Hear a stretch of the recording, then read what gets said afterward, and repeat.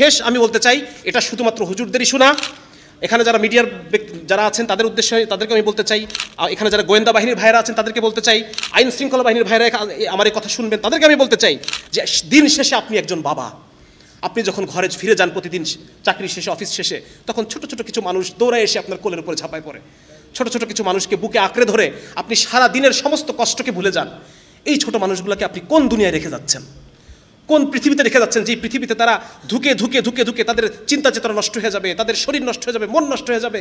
আপনার চোখের সামনে দেখবেন আপনার সন্তান মাদকাসক্ত হয়ে যাচ্ছে, আপনার সন্তান ডিপ্রেশনের রোগী হয়ে যাচ্ছে, আপনার সন্তান আত্মহত্যার পথ বেছে নিচ্ছে। একজন বাবা হয়ে আপনি এটা সহ্য করতে পারবেন? মুআল্লা রাসূলিল্লাহ ওয়া আলা আলিহি ওয়া সাহবিহি আজমাইন। আসলে আমি বয়সে খুবই ছোট, আসলে এত বড় একটা ষড়যন্ত্র এবং এই ষড়যন্ত্রের জন্য যে সুবিশাল কর্মযজ্ঞ প্রয়োজন, এটার দিক নির্দেশনা বা এটার করণীয় কি, এটা বলার মতো যথেষ্ট বয়স এবং ম্যাচুরিটি আমার হয় নাই বলে আমি মনে করি। তারপরও আমি উপস্থিত সকলের খেদমতে যারা এগুলো নিয়ে নিজ নিজ এলাকায় ফেরত যাবেন এবং এগুলো নিয়ে কিছু না কিছু করার মতো তামান্না অন্তরের মধ্যে রাখেন, তারা যেন একটা গাইডলাইন যেন তাদের সামনে থাকে, এই বিষয়ে হয়তো আমি কিছু প্রস্তাবনা কিছু পেশ করার জন্য আমি চেষ্টা করব। এছাড়াও আমাদের সম্মানিত মুরব্বী উলামায়ে কেরাম আমার সামনে উপবিষ্ট রয়েছেন, তারা আরও অধিকতর সুচিন্তিত মতামত এটার সাথে যোগ করে আমাদের জন্য একটা বিস্তারিত গাইডলাইন প্রদান করবেন, এই অনুরোধ আমি তাদের কাছে রাখছি। এখানে মূলত আমি একজন বাবা হিসেবে এবং আমার পেশাগত কারণে আমি একজন ডাক্তার হিসেবে এখানে এসেছি কিছু কথা উপস্থিত সকলের সামনে, এবং আমাদের এই কথা ইন্টারনেটের মাধ্যমে বাংলাদেশের কোনায় কোনায় পৌঁছে যাবে ইনশাআল্লাহ। সেই সবার উদ্দেশ্যে আমি একজন বাবা এবং একজন চিকিৎসক হিসেবে আমি কিছু কথা বলে যেতে চাই। আপনারা ইতিমধ্যে জেনেছেন যে ব্র্যাক, বন্ধু সোশ্যাল ওয়েলফেয়ারের মতো এনজিওগুলো তারা দেশ বিরোধী, সমাজ বিরোধী, পরিবার বিধ্বংসী এবং ধর্মবিরোধী ভূমিকা এই বাংলার জমিনে তারা রেখে যাচ্ছে, এবং পশ্চিমা নষ্ট সভ্যতার যে নষ্ট চিন্তাগুলো তারা আমাদের মধ্যে ছড়িয়ে দিচ্ছে, এবং তারা বিভিন্নভাবে এই কাজগুলো করছে। তারা আন্তর্জাতিকভাবে সরকারকে চাপে ফেলছে, তারা বিভিন্ন সরকারি কর্তা ব্যক্তিদেরকে বিভিন্ন প্রলোভন দেখিয়ে বিভিন্নভাবে তারা তাদের এই উদ্দেশ্যগুলো আদায় করে নিচ্ছে। এবং কেন তারা এটা করতে চায় এই বিষয়ে আমি একটু আপনাদের সামনে পুরনো একটা ইতিহাস আমি আপনাদের সামনে তুলে ধরতে চাই। 1813 সালে আমি আপনাদেরকে নিয়ে যেতে চাই। 1813 সালে মাদ্রাজে, যে ব্রিটিশ উপনিবেশ মাদ্রাজে, সেখানের গভর্নর ছিলেন কর্নেল থমাস মনরো। এই কর্নেল যখন ইস্ট ইন্ডিয়া কোম্পানির বার্ষিক যে অধিবেশন, সেখানে যখন বার্ষিক রিপোর্ট পেশ করছে, তখন উনি সেখানে বলছেন যে ব্রিটিশদের তৈরিকৃত পণ্য ভারতীয়রা ব্যবহার করছে না। আপনারা ব্রিটিশরা যে এত ভর্তুকি দিচ্ছেন, এত কম লাভে জিনিসপত্র এখানে দেওয়ার চেষ্টা করছেন ইস্ট ইন্ডিয়া কোম্পানি, কিন্তু আপনাদের এই পণ্যগুলো তারা ব্যবহার করছে না। তখন বলতেছে কেন ব্যবহার করছে না? আমরা যদি আরও দাম কমিয়ে দেই, আমরা যদি আরও ভর্তুকি দেই, বা আমরা যদি লসে বিক্রি করি, তবু কি তারা ব্যবহার করবে না? তখন কর্নেল মনরো বলতেছে না, তবুও ভারতীয়রা এই পণ্য কিনবে না। তো উনি জিজ্ঞেস করছে কেন? তখন বলতেছে কারণ ভারতীয়দের রুচি এমন না, তারা যে ব্রিটিশ পণ্য কিনবে। উদাহরণ দিচ্ছেন উনি যে একজন হিন্দু পণ্ডিত তিনি মাটিতে বসে খান, আমরা মুসলমানরা মাটিতে বসে খাই, আমাদের সুন্নাহ। উনি বলতেছেন একজন হিন্দু পণ্ডিত তিনি মাটিতে বসে খান এবং তার তো ডাইনিং টেবিলের দরকার নেই, সুতরাং আপনি তাকে ডাইনিং টেবিল কিনে দিতে পারবেন না। একজন মুসলমানরা যে ধরনের পোশাক পরিধান করে, তারা তো আপনার ইউরোপিয়ান কাটের পোশাক তারা কিনবে না। সুতরাং সবার আগে তাদের রুচিকে পরিবর্তন করতে হবে। কীভাবে পরিবর্তন করতে হবে? 1813 সালে ঘটনা শেষ। 1835 সালে উপমহাদেশে নতুন শিক্ষাক্রম তৈরি করা হলো, নতুন পাঠ্যপুস্তক, নতুন শিক্ষা ব্যবস্থা। লর্ড ম্যাকলে নতুন শিক্ষা ব্যবস্থা নিয়ে আসলেন, এবং এই শিক্ষা ব্যবস্থার মধ্য দিয়ে ভারতীয়দেরকে এমনভাবে ইউরোপিয়ানাইজ করা হলো, তাদের রুচিকে এমনভাবে বদলায় দেওয়া হলো যে 1901 সালে, ঠিক 100 বছরের মাথায়, 90 বছরের মাথায় 20 লক্ষ ইউরোপিয়ান মন মগজ রুচির মানুষের জন্য কত ব্রিটিশ পণ্য আমদানি করা হয়েছে, এটার একটা ডকুমেন্ট আছে। আমি ব্যাপারটা বুঝতে পারছি আপনাদেরকে, যে শিক্ষা ব্যবস্থার মধ্য দিয়ে মানুষের রুচিকে পরিবর্তন করা হয়, যেন এই বিশাল যে আন্তর্জাতিক যে পুঁজিবাদী যে সম্প্রদায়, তারা যেন তাদের পণ্যগুলো, তাদের সেবাগুলো আমার কাছে বিক্রি করতে পারে। মোট কথা বাজার তৈরি করতে পারে। বড় বাজার তৈরি করার জন্য তারা আমাদের শিক্ষা ব্যবস্থার মধ্য দিয়ে আমাদের রুচিকে তারা পরিবর্তন করে দেয়। তাহলে এখন আমি যে পয়েন্টে আমি আসতে চাচ্ছি, যে এই যে ট্রান্সজেন্ডার মতবাদ আমাদের মধ্যে ছড়ায়, তাদের কি লাভ? আমাদের এখানে এই ট্রান্সজেন্ডার মতবাদ ছড়ানোর মধ্যে কী লাভ, সেটা আমরা এখন বুঝতে পারবো। সেটা হচ্ছে যে আপনারা জানেন যে এই যারা বিকৃত রুচির যারা মানুষ হয়, সিটি ইউনিভার্সিটি অফ নিউ ইয়র্কের clinical psychologist professor Margaret Rosario তার স্টাডিতে বলতেছেন যে সমস্ত তরুণ তরুণীর বিকৃতকামী, তারা নিজেদেরকে LGBTQ দাবি করে, এ সমস্ত তরুণ তরুণীর মধ্যে হাই রিস্ক সেক্সুয়াল বিহেভিয়ার তাদের মধ্যে বেশি।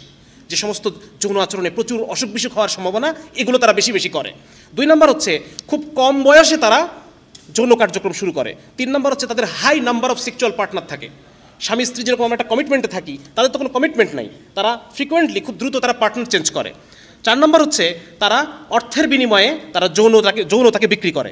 এবং 5 নম্বর হচ্ছে তারা আনপ্রোটেক্টেড সেক্সুয়াল অ্যাক্টিভিটির মধ্যে তারা জড়িত হয়। তার মানে দেখেন, এই যে বিপুল সংখ্যক জনগোষ্ঠীকে আজকে পাঠ্যপুস্তকের মধ্যে শিশুর কচি মনে যখন বারবার দেখানো হবে যে একজন সমকামী, একজন ট্রান্সজেন্ডার, এই মানুষগুলো কত তারা সেলিব্রিটি, তখন স্বাভাবিকভাবে শিশুর অন্তরটা চাবে আমিও এমন হতে চাই। ছোটোবেলায় আমরা পেপারে বোর্ড স্ট্যান্ড করা ছেলেদের ছবি দেখতাম, মেয়েদের ছবি দেখতাম, বোর্ড স্ট্যান্ড যারা করছে, তখন আমার মনটা চাইতো যে আমি একসময় স্ট্যান্ড করবো, আমার ছবিটাও এই পেপারে ছাপা হবে। ঠিক একইভাবে শিশুদের মনে এটা আসে। তো এর ফলে এই পাঠ্যপুস্তকের মধ্যে 6-7 12-13 বছরের বাচ্চাদের মানে মনের মধ্যে এই জিনিসটা ঢুকায় দেওয়ার মধ্য দিয়ে যে বিপুল পরিমাণে অস্থিরতা তৈরি হবে মানুষের মধ্যে। একটা ছোট বাচ্চা সে মনে করবে আমি মনে হয় মেয়ে, আমি মনে হয় ছেলে। এই যে মানসিক অসুখ তার মধ্যে তৈরি হবে, এর ফলে একটা বিপুল বাজারের দরজা খুলে যাবে আমাদের এই দেশে, যে জিনিসগুলো আমাদের কাছে বিক্রি করবে। তারা যেমন ধরেন HIV, এইডস, এই এইডসের টিকা, এইডসের প্রোফাইল্যাক্সিস টিকা, আগে এইডস হওয়ার আগে পতিতাদের মধ্যে বিভিন্ন টিকা দেওয়া হয়, সমকামীদের মধ্যে বিভিন্ন টিকা দেওয়া হয়। এই টিকা এখন আমাদের প্রয়োজন হচ্ছে না, কিন্তু তখন আমাদের প্রয়োজন হবে। আমাদের এই গরিব দেশ, এই খেটে খাওয়া মানুষের আমাদের এই গরিব দেশের যে অর্থনীতি, সেই অর্থনীতির কারণে এই বিপুল পরিমাণ নতুন যে একটা সেক্টর আমাদের আমদানি করতে হবে, এই অর্থ আমরা কোথা থেকে দিব? হ্যাঁ, আবার আমি সামনে আসতেছি দেখেন। তারপরে তাদের যে ঝুঁকিপূর্ণ যৌন আচরণ করে, সেটার জন্য তাদেরকে বিভিন্ন সেক্স টয় বা এই জাতীয় বিভিন্ন জিনিস তাদের প্রয়োজন হয়, এগুলো তখন আমাদেরকে আমদানি করতে হবে। আমেরিকাতে একজন পুরুষকে নারী হইতে গেলে $1 লক্ষ প্রয়োজন হয়।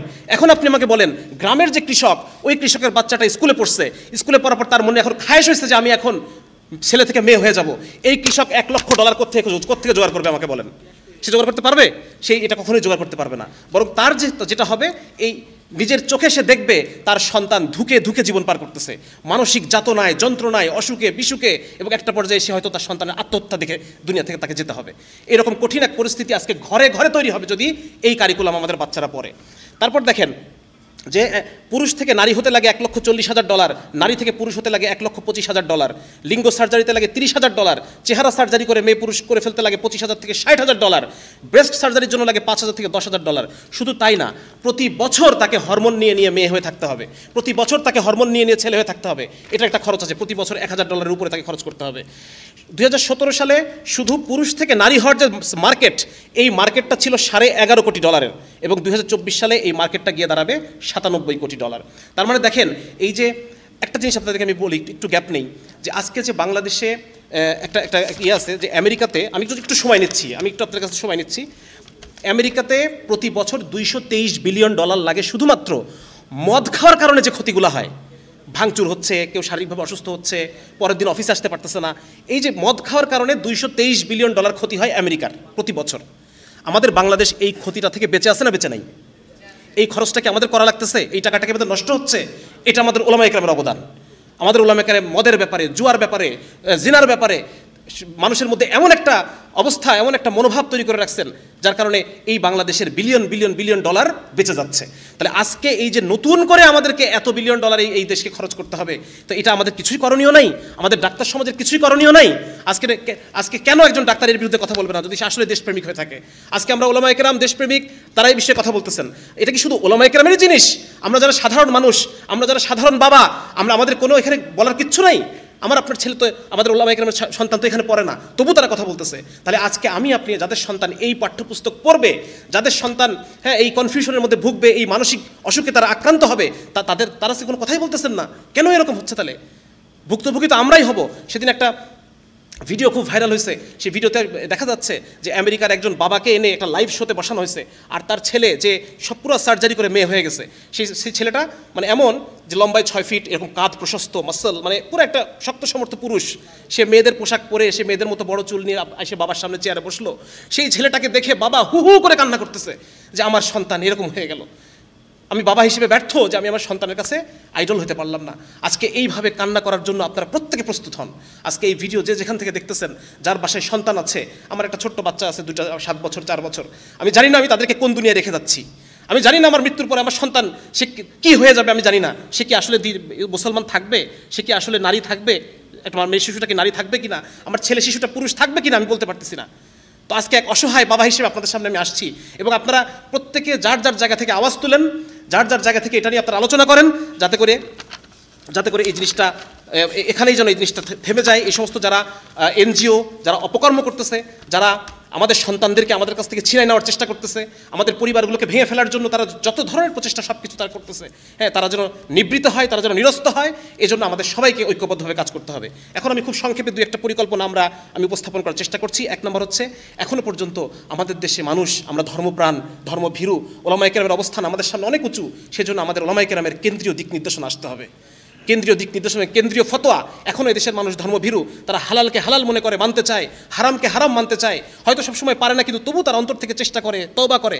তো যার কারণে আমাদের অন্তরে ধর্মের এখন একটা জায়গা আছে, সুতরাং আমাদের একটা কেন্দ্রীয় ফতোয়া এই বিষয়ে আমাদের আসতে হবে। দুই নম্বর হচ্ছে, এই ফতোয়ার জন্য শুধুমাত্র ওলামায়ে কেরামই না, বরং যারা জেনারেল শিক্ষিত, যারা এক্সপার্ট আছেন এই সমস্ত বিষয়ে, হ্যাঁ, যারা এর অতীত ইতিহাস, বিভিন্ন ইংরেজি টার্ম, যে বিষয়গুলো নিয়ে মানে শক্ত দালায়েল সমৃদ্ধ একটা জিনিস তৈরি করার জন্য আমরা সবাই এক হয়ে আমরা কাজ করব। এই জন্য ওলামায়ে কেরাম এবং জেনারেল শিক্ষিত এক্সপার্টদের সমন্বয়ে একটা গবেষণা সেল আমাদের প্রয়োজন। তিন নম্বর হচ্ছে, আজকে আমি খুব লক্ষ্য করেছি একটা জিনিস, যখন আমরা এনজিওদের বিরুদ্ধে কথা বলতে এসেছি, আমি একটু তাড়াতাড়ি কথা বলছি, আপনারা কি আমার কথা বুঝতে পারছেন? জি, যখন এনজিওর বিরুদ্ধে কথা বলতে এসেছি আমরা একের পর এক বলে যাচ্ছি যে টিনের চাল খুলে নিয়ে গেছে, গরু নিয়ে গেছে, কিন্তু আমাদের কাছে কোনো ডকুমেন্ট নাই, আমাদের কাছে কোনো ডেটা নাই যেটা নিয়ে আমরা কথা বলবো। অথচ ওরা কিভাবে কাজ করে জানেন? ওরা যখন এই কথা যদি ব্র্যাকের কথা বলি, তারা একটা ভার্সিটি তৈরি করছে। এই ভার্সিটির আন্ডারে তাদের বিভিন্ন রিসার্চ সেন্টার আছে। একটা সেন্টার শুধু এই জন্য ডেডিকেটেড সেন্টার শুধুমাত্র এই জন্যই, যেটা ট্রান্সজেন্ডার এবং সমকামিতা নিয়ে রিসার্চ করবে। এবং এই রিসার্চের যে ফলগুলো, এগুলো তারা নিয়ে এসে দেখায় যে এই দেশের ট্রান্সজেন্ডার অনেক কষ্টে আছে। এই রিসার্চটা তারা বিদেশে পাঠালে বিদেশিরা কি দেবে? এই রিসার্চটা দেখে তারা টাকা দেয়। হ্যাঁ, এই রিসার্চটা তারা সরকারের বিভিন্ন যখন মিটিং হয় সেখানে তারা ঢোকে, এই রিসার্চগুলো তারা দেখায় এবং সরকারি পলিসিকে নিজের পক্ষে আনার চেষ্টা করে। আজকে যে আমরা গভর্নমেন্টের সামনে কিছু একটা উপস্থাপন করব, কোনো একটা পলিসিকে আমরা আমাদের পক্ষে, ইসলামের পক্ষে আনার জন্য চেষ্টা করব, আমাদের হাতে ডেটা কোথায়, আমাদের রিসার্চ কোথায়, আমাদের ডকুমেন্টেশন কোথায়? এই জন্য খুব জরুরি হচ্ছে যে আমরা ওলামায়ে কেরাম এবং জেনারেল শিক্ষিত দায়ীদের সমন্বয়ে আমাদের একটা রিসার্চ উইং আমাদের হতে হবে। এরপর আরেকটা হবে এটা, যে ইসলামের উপর যে কোনো সামগ্রিক যে হামলাগুলো হচ্ছে, আজকের মতো আমরা সবাই মিলে একসাথে কাজ করব। বিভিন্ন ঘরানার ওলামায়ে কেরাম, বিভিন্ন চিন্তার যারা জেনারেল শিক্ষিত, আমরা দাওয়াতের কাজ করছি, আমরা সবাই একসাথে কাজ করবো ইনশাআল্লাহ। এখনও আরেকটা জিনিস হচ্ছে, আমাদের মিডিয়া এগুলোকে আমাদের পক্ষে না। আমি লাস্টে আরেকটু কথা বলবো হয়তো মিডিয়ার উদ্দেশ্যে। মিডিয়া এগুলো কেউ আমাদের পক্ষে নেই, হ্যাঁ, সবাই তাদের পক্ষে, কারণ এদের আছে প্রচুর টাকা। যার কারণে আমাদের যে কাজটা করতে হবে, এখন একটা জিনিস আমাদের হাতে আছে, সেটা হচ্ছে মসজিদের মেম্বারগুলো আমাদের মিডিয়া। একটা কেন্দ্রীয় নির্দেশনা যদি আসে, এটা বাংলাদেশের লক্ষ লক্ষ মসজিদে এক শুক্রবারে পৌঁছে দেওয়া সম্ভব কিনা বলেন? হ্যাঁ, সুতরাং এই জায়গায় আমরা দায়িত্বশীলতার সাথে এই জায়গাগুলো আমরা কাজ করবো ইনশাল্লাহ। এরপর যে কাজটা একটা জরুরি কাজ, সেটা হচ্ছে আমাদের মনে, জনগণের মনে সরকারি পাঠ্যপুস্তক যে একটা নির্ভুল জিনিস, সরকারি পাঠ্যপুস্তক যে একটা নির্ভরযোগ্য জিনিস, এই ধারণাটাকে চ্যালেঞ্জ করার মতো মানসিকতা জনগণের মধ্যে দিয়ে দিতে হবে। কারণ সরকারি পাঠ্যপুস্তকের মধ্যে এই এনজিওগুলোর হস্তক্ষেপের কারণে বিভিন্ন সরকারি কর্তা ব্যক্তিদেরকে ঘুষ, উৎকোচ এগুলো প্রদানের মাধ্যমে তারা সরকারি পাঠ্যপুস্তকে তারা নষ্ট করে ফেলছে। সুতরাং জনগণের মধ্যে এটার ব্যাপারে আস্থাহীনতা তৈরি করতে হবে, যে এর মধ্যে বিষ আছে, এই জিনিসটা মানুষকে বোঝাতে হবে। আর হচ্ছে, এনজিওদের প্রভাব কমানোর জন্য শুধুমাত্র মুখে আলাপ করলেই হবে না, বরং আমাদেরকে গ্রাম ভিত্তিক এনজিও, অনেক ভাই বলেছেন যে মসজিদ ভিত্তিক এনজিও, মারুফ ভাই বলে গেছেন, ওলামায়ে কেরাম বলছেন যে মাদ্রাসা ভিত্তিক এনজিও। মানুষের তো চাহিদা আছে, ওই চাহিদাটা পূরণের জন্য আমাদের একটা বিকল্প ব্যবস্থা তৈরি করতে হবে। সেটা কর্জে হাসানের মাধ্যমে হতে পারে, সেটা স্থানীয়ভাবে সাদাকা কালেকশনের মাধ্যমে অসহায় লোকদের ঘরগুলো উঠাই দেওয়া যেতে পারে, তাদেরকে ভরণ পোষণের জন্য, তাদের জীবিকার জন্য সেলাই মেশিন, গরু, যে ব্যবস্থাগুলো আছে, হ্যাঁ, মানে ওরা যে কাজগুলো করে যাচ্ছে, আমরা হয়তো পুরোটা নাও পারতে পারি, কিন্তু কিছু সংখ্যক মানুষকে তো আমরা ঈমান আমল বাঁচাতে পারবো, ঠিক না? সুতরাং আমাদের একটা অল্টারনেটিভ একটা এনজিও, সেটা সেন্ট্রাল হলে ভালো, না হলে পর বিচ্ছিন্ন গ্রাম ভিত্তিক, মহল্লা ভিত্তিক, মসজিদ ভিত্তিক এনজিও আমাদের তৈরি করতে হবে। আরেকটা হচ্ছে, এইগুলোতে স্থানীয় ছাত্র যুবকদেরকে, জেনারেল শিক্ষিত ছাত্র যুবকদেরকে সম্পৃক্ত করতে হবে। ওলামায়ে কেরামের ভিন্ন দায়িত্ব আছে, তারা অন্যান্য বিভিন্ন দায়িত্ব নিয়ে তারা ব্যস্ত। জেনারেল শিক্ষিত যারা যুবক আছেন, তাদেরকে এ ব্যাপারে সামনে অগ্রণী ভূমিকা পালন করতে হবে আলেমদের নেতৃত্বে। এই সাথে এরা যে কাজটা করে, আমি একটা জিনিস বলছি, মানে তাড়াতাড়ি বলার কোনো জিনিস ছুটে যাচ্ছে, সেটা হচ্ছে তারা আমাদের রুচিকে নষ্ট করে। আমি শুরুতে বলছি যে রুচি নষ্ট করা, ঠিক বেঠিক, হালাল হারাম, জায়েজ না জায়েজ, এটার যে রুচি, এটাকে তারা নষ্ট করে দেয়। সমাজের মধ্যে জেন্ডার রূপান্তরমুখী শিক্ষা, মানে যে একজন পুরুষ একজন নারী নিজেকে নারী ভাববে, এটাই স্বাভাবিক, রুচি নষ্ট করে দিচ্ছে, ঠিক না? এইভাবে তারা রুচি নষ্ট করে তারা শিক্ষা ব্যবস্থার মধ্য দিয়ে। আপনারা জানেন যে এনজিওগুলোর বিভিন্ন শিক্ষা কার্যক্রম আছে, ব্র্যাক প্রত্যন্ত অঞ্চলে তারা স্কুল চালায়, ঠিক আছে না? এগুলো চালায়। তো এভাবে তারা রুচিকে নষ্ট করে, এবং যাদের রুচি নষ্ট তাদেরকে তারা আশ্রয় দেয় কিসে? স্বাস্থ্য খাতের মাধ্যমে। স্বাস্থ্য খাতের মাধ্যমে তারা বিভিন্ন বলে যে আমরা এইডসদেরকে সেবা দিই, আমরা সমকামীদেরকে সেবা দিতে চাচ্ছি, আমরা ট্রান্সজেন্ডারদেরকে সেবা দিচ্ছি, এইগুলো বলে তারা তাদেরকে শেল্টার দেয়, তাদেরকে কর্মসংস্থান করে, পুনর্বাসন করে। তো এই জায়গাগুলোতে আমাদের স্বাস্থ্য এবং শিক্ষা সেক্টরে আমাদের কাজ করতে হবে এবং নুরানি শিক্ষাকে মানুষ আগে বলছে মানুষের মধ্যে এখনও ধর্মভীরতা আছে, সুতরাং নুরানি শিক্ষাটাকে যদি আমরা জাগতিক শিক্ষার সমন্বয়ে একটু কি বলা যায় সাধারণ মানুষের কাছে আরও বেশি সম্মানজনক করে তুলতে পারি, তাহলে পরে আমার মনে হয় বিপুল সংখ্যক মানুষ এই জেনারেল শিক্ষার এই কারিকুলাম বাদ দিয়ে আমাদের এখানে দিবে। অলরেডি হচ্ছে বিভিন্ন জায়গায় জায়গায় নুরানির মাদ্রাসাগুলোতে ছাত্রদের সংখ্যা বেড়ে গেছে, স্কুলের ছাত্র সংখ্যা কমে গেছে। এইটাকে আরও বেগবান করার জন্য আমাদের একটা সমন্বয়ের মাধ্যমে একটা যুগোপযোগী একটা কারিকুলাম আমাদেরকে গার্জিয়ানদেরকে দেখাতে হবে। আর শেষ আমি যেটা বলতে চাই সেটা হলো আলহামদুলিল্লাহ বর্তমানে বাংলাদেশে এই পরিমাণে মাদ্রাসা আছে, এই জমিন থেকে সহসা দিন উঠে যাওয়া ইনশাআল্লাহ তাআলা সম্ভব না ইনশাআল্লাহ। সুতরাং এখন আলহামদুলিল্লাহ ওলামায়ে কেরাম তৈরির ফ্যাক্টরি যেমন আমাদের আছে, দিনদার আওয়াম তৈরির ফ্যাক্টরি আমাদের তৈরি করতে হবে। আমাদের ওলামায়ে কেরামের তত্ত্বাবধানে জেলায় জেলায় ইউনিয়নে কওমের অর্থায়নে যদি মাদ্রাসা যেভাবে হয়েছে এতদিন পর্যন্ত, কওমের অর্থায়নে ওলামায়ে কেরামের তত্ত্বাবধানে স্কুল তৈরির পিছনে আমাদেরকে মেহনত করতে হবে, কাজ করতে হবে। যেখানে আমরা যদি এই বিকৃতি তারা কারিকুলামে রেখেও দেয়, এই বিকৃতিকে আমরা সঠিকভাবে আমাদের ছাত্রদেরকে পড়াইতে পারবো, তাদের সঠিক মেজাজ আমরা তৈরি করতে পারবো। দিনদার আওয়াম তৈরির ফ্যাক্টরি আমাদের এখন প্রয়োজন। এজন্য এখানে উপস্থিত সম্মানিত ওলামায়ে কেরাম যারা আছেন তারা যথেষ্ট ইনশাআল্লাহ, তারা যদি একত্রিত হয়ে সিদ্ধান্ত নেন এবং তাদের যে সমাজে পরিচিতি, তাদের যে সমাজের যে গ্রহণযোগ্যতা, তারা যদি চেষ্টা করেন, অবশ্যই এটা সম্ভব যে আমরা এরকম 5000 ইউনিয়নে আমরা 5000 এরকম স্কুল তৈরি করতে পারবো, যেখানে তাহলে পরে ওদের যে শিক্ষা কার্যক্রম, এই কার্যক্রমটাকে মোকাবেলা করা সহজ হবে। মোকাবেলা শুধু মুখে হবে না, আওয়াজ দিয়ে হবে না, রাজপথে হবে না, মোকাবেলা এখন মাথার মোকাবেলা এখন মাথার। শেষ আমি বলতে চাই, এটা শুধুমাত্র হুজুরদেরই শোনা। এখানে যারা মিডিয়ার যারা আছেন তাদের উদ্দেশ্যে তাদেরকে আমি বলতে চাই, এখানে যারা গোয়েন্দা বাহিনীর ভাইরা আছেন তাদেরকে বলতে চাই, আইন শৃঙ্খলা বাহিনীর ভাইরা আমার এই কথা শুনবেন, তাদেরকে আমি বলতে চাই যে দিন শেষে আপনি একজন বাবা। আপনি যখন ঘরে ফিরে যান প্রতিদিন চাকরি শেষে, অফিস শেষে, তখন ছোট ছোট কিছু মানুষ দৌড়ায় এসে আপনার কোলের উপরে ঝাঁপায় পড়ে, ছোট ছোট কিছু মানুষকে বুকে আঁকড়ে ধরে আপনি সারা দিনের সমস্ত কষ্টকে ভুলে যান। এই ছোট মানুষগুলোকে আপনি কোন দুনিয়ায় রেখে যাচ্ছেন, কোন পৃথিবীতে রেখে যাচ্ছেন, যে পৃথিবীতে তারা ধুকে তাদের চিন্তা চেতনা নষ্ট হয়ে যাবে, তাদের শরীর নষ্ট হয়ে যাবে, মন নষ্ট হয়ে যাবে।